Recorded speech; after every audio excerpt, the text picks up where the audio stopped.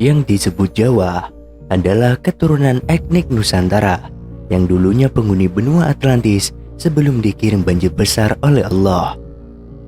Setelah banjir besar, benua ini pecah menjadi 17.000 pulau yang sekarang disebut Indonesia.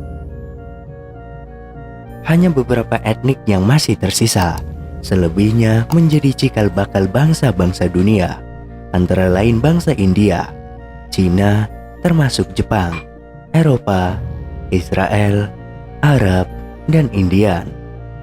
Untuk selengkapnya, silahkan baca hasil penelitian Profesor Santos selama 30 tahun tentang benua Atlantis terbitan Gramedia. Yang jelas, Bani Israel itu masih keturunan suku Jawa. Buktinya ibu kota Israel memakai nama Java Tel Aviv, dan mahkota Robi Yahudi yang menjadi imam sinagog memakai gambar rumah joglo Jawa. Dalam bahasa Jawi kuno, arti Jawa adalah moral atau akhlak. Maka, dalam percakapan sehari-hari, apabila seseorang dikatakan ora Jowo, berarti tidak punya akhlak atau tidak punya sopan santun. Sebutan Jawa ini sejak dulunya dipakai untuk menyebut seluruh wilayah Nusantara. Penyebutan etnik-etnik sebagaimana berlaku saat ini adalah hasil taktik politik divide et impera para penjajah. Sejak zaman benua Atlantis, Jawa memang menjadi pusat peradaban karena dari bukti-bukti fosil manusia purba di seluruh dunia, sebanyak 6 jenis fosil, 4 diantaranya ditemukan di Jawa. Menurut mitologi Jawa, yang telah menjadi cerita turun-temurun, bahwa asal-usul keturunan bangsa Jawa adalah Brahma dan Dewi Saraswati, di mana salah satu keturunannya yang sangat terkenal di kalangan guru Hindustan dan guru Buddha adalah Batara Guru Janabadra yang mengajarkan ilmu kejawen. Sejatinya, ilmu kejawen adalah ilmu akhlak yang diajarkan Nabi Ibrahim alaihissalam, yang disebut dalam Al-Quran Milatul Ibrahim, yang disempurnakan oleh Nabi Muhammad SAW dalam wujud Al-Quran dengan bahasa asli Arab. Dengan pernyataannya, tidaklah aku diutus kecuali menyempurnakan akhlak.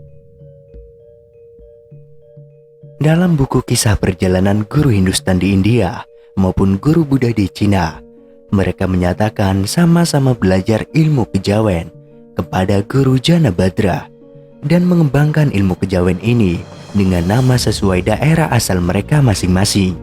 Di India, mereka menamakan ajaran Hindu. Di Cina, mereka menamakan ajaran Buddha. Dalam sebuah riset terhadap kitab suci Hindu, Buddha, dan Al-Quran, ternyata tokoh Brahma sebenarnya adalah Nabi Ibrahim, sedangkan Dewi Saraswati adalah Dewi Sarah yang menurunkan bangsa-bangsa selain Arab. Bukti lain bahwa ajaran Buddha berasal dari Jawa adalah adanya prasasti ditemukan di candi-candi Buddha di Thailand maupun candi-candi di Kamboja yang menyatakan bahwa candi-candi tersebut dibangun dengan mendatangkan arsitek dan tukang-tukang dari Jawa. Karena memang waktu itu orang Jawa dikenal sebagai bangsa tukang yang telah berhasil membangun Candi Borobudur sebagai salah satu keajaiban dunia.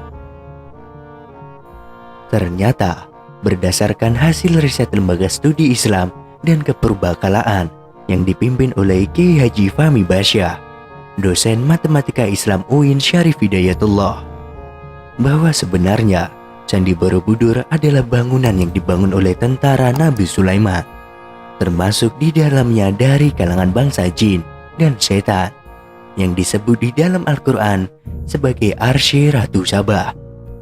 Sejatinya, Prince of Sabah atau Ratu Bilqis adalah Ratu Boko yang sangat terkenal di kalangan masyarakat Jawa. Sementara, patung-patung di Candi Borobudur yang selama ini dikenal sebagai patung Buddha, sejatinya adalah patung model bidadara dalam surga yang menjadikan Nabi Sulaiman sebagai model dan berambut keriting. Dalam literatur Bani Israel dan Barat, bangsa Yahudi dikenal sebagai bangsa tukang dan berambut keriting. Tetapi faktanya, justru suku Jawa yang menjadi bangsa tukang dan berambut keriting. Hasil riset tersebut juga menyimpulkan bahwa suku Jawa disebut sebagai Bani Lukman karena menurut karakternya, suku Jawa tersebut sesuai dengan ajaran Luqmanul Hakim sebagaimana tertera di dalam Al-Quran. Perlu diketahui bahwa satu-satunya nabi yang termaktub dalam Al-Quran yang menggunakan nama depan Su hanyalah Nabi Sulaiman. Dan negeri yang beliau wariskan ternyata diperintahkan oleh keturunannya yang juga bernama depan Su dan meninggalkan negeri yang bernama Sleman di Jawa Tengah.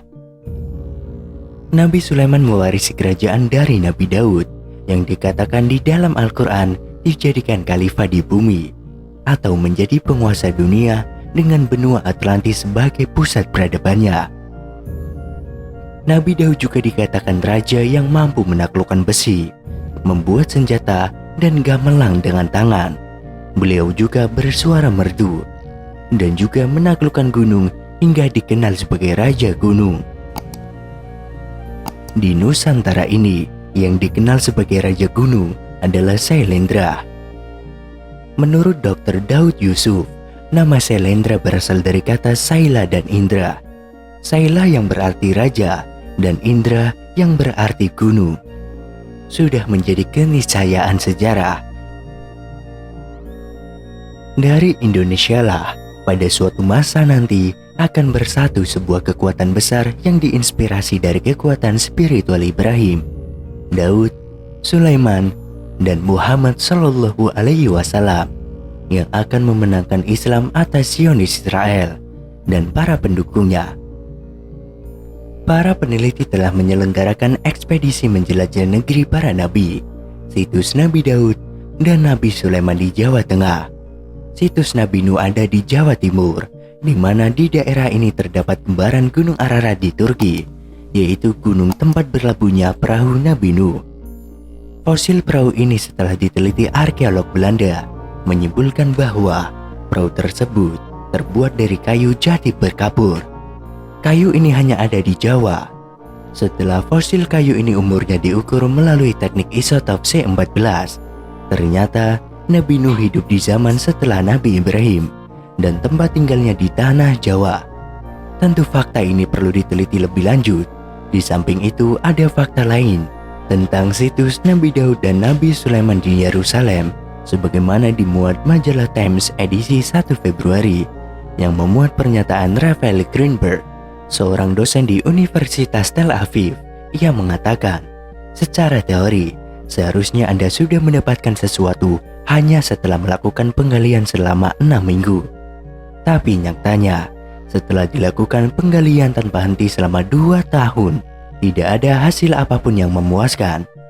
Times menyebutkan, dalam 4 tahun terakhir, berbagai organisasi Yahudi ekstrim sudah mengepung kota Yerusalem untuk melakukan penggalian bawah tanah di sekitar dan di bawah Masjid Al-Aqsa. Mereka yang melakukan penggalian bawah tanah di Yerusalem menyampurkan adukan antara agama dengan ilmu pengetahuan. Eliot meyakini dogma agama bahwa ada peninggalan sejarah Daud di sana, tetapi sampai sekarang tidak pernah ditemukan apapun di sana.